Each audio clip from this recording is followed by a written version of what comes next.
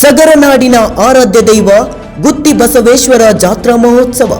ಹೌದು, ಶ್ರಾವಣ ಮಾಸದ ಕೊನೆಯ ದಿನದಂದು ಸುರಪುರ ತಾಲೂಕಿನ ಯಕ್ತಾಪುರ ಗ್ರಾಮದ ಸಗರನಾಡಿನ ಆರಾಧ್ಯ ದೈವ ಗುತ್ತಿ ಬಸವೇಶ್ವರ ಜಾತ್ರಾ ಮಹೋತ್ಸವ ಬಲು ವಿಜೃಂಭಣೆಯಿಂದ ಜರುಗಿತು.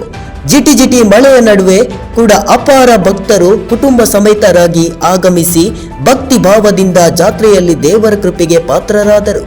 ಜಾತ್ರೆಯಲ್ಲಿ ಚಿಂಚೊಳ್ಳಿ ಗ್ರಾಮದ ನಂದಿಕೋಳು ಬರುತ್ತದೆ. ಅದನ್ನು ಭಕ್ತಿಯಿಂದ ಪೂಜಿಸುವುದು ಜಾತ್ರೆಯ ವಿಶೇಷತೆ. ಇನ್ನು ಜಾತ್ರೆಗೆ ಯಾದಗಿರಿ ಉಸ್ತುವಾರಿ ಸಚಿವ ಶರಣಬಸಪ್ಪ ಗೌಡ ದರ್ಶನಾಪುರ ಕೂಡ ಭಾಗಿಯಾಗಿದ್ದರು.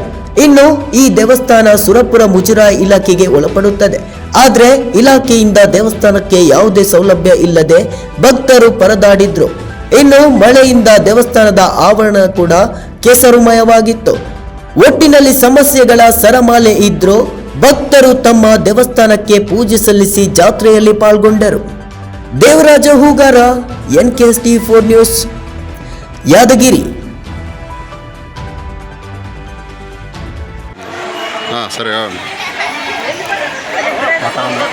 ಯಾದಗಿರಿ ಜಿಲ್ಲಾ ಸುರಪುರ ತಾಲೂಕಿನ ಗುತ್ತಿ ಬಸವೇಶ್ವರ ಹಳೆಯ ಕಾಲದ ದೇವಸ್ಥಾನ ಇರ್ತಕ್ಕಂಥ ಇದು ಯಾದಗಿರಿ ಜಿಲ್ಲೆ ಒಳಗೆ ಪ್ರಸಿದ್ಧವಾಗಿರ್ತಕ್ಕಂಥ ದೇವಸ್ಥಾನ.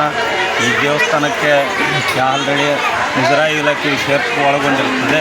ಮುಜರಾಯಿ ಇಲಾಖೆ ಈ ಸುರಪುರ ತಾಲೂಕಿನೊಳಗಿರ್ತಕ್ಕಂಥ ದೊಡ್ಡ ದೇವಸ್ಥಾನ ಆಗಿದ್ದು ಇಡೀ ಆಂಧ್ರ, ಮಹಾರಾಷ್ಟ್ರ, ಕರ್ನಾಟಕದ ಜನ ಇಲ್ಲಿ ಭಕ್ತಾದಿಗಳು ಬರ್ತಾರೆ. ಬರೋಂಥ ಭಕ್ತಾದಿಗಳಿಗೆ ಯಾವುದೇ ವ್ಯವಸ್ಥೆ ಇಲ್ಲ, ಏನು ಇಲ್ಲಿ ಸೌಕರ್ಯ ಒಟ್ಟು ಮಾಡಿಲ್ಲ. ಆದಷ್ಟು ಸರ್ಕಾರ ಗಮನ ಹರಿಸಬೇಕು.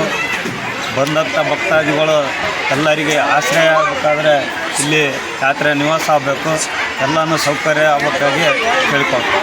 ಇಲ್ಲಿ ಶ್ರಾವಣ ಮಾಸದ ಕಡೆ ಸೋಮವಾರ ದಿನ ಇಲ್ಲಿ ಜಾತ್ರೆ ನಡೀತದೆ ಸರ. ಜಾತ್ರೆಗೆ ಎಲ್ಲ ಭಕ್ತಾದಿಗಳು ಇಲ್ಲಿಗೆ ಆಗಮಿಸ್ತಾರೆ. ಸುತ್ತಮುತ್ತಲ ಗ್ರಾಮದ ಭಕ್ತಾದಿಗಳು ನಿಮ್ಮ ಹೆಸರು? ನಮ್ಮ ಹೆಸರು ನಿಂಗನಗೌಡ ವಂಕಾಳ್ ನಗನೂರು.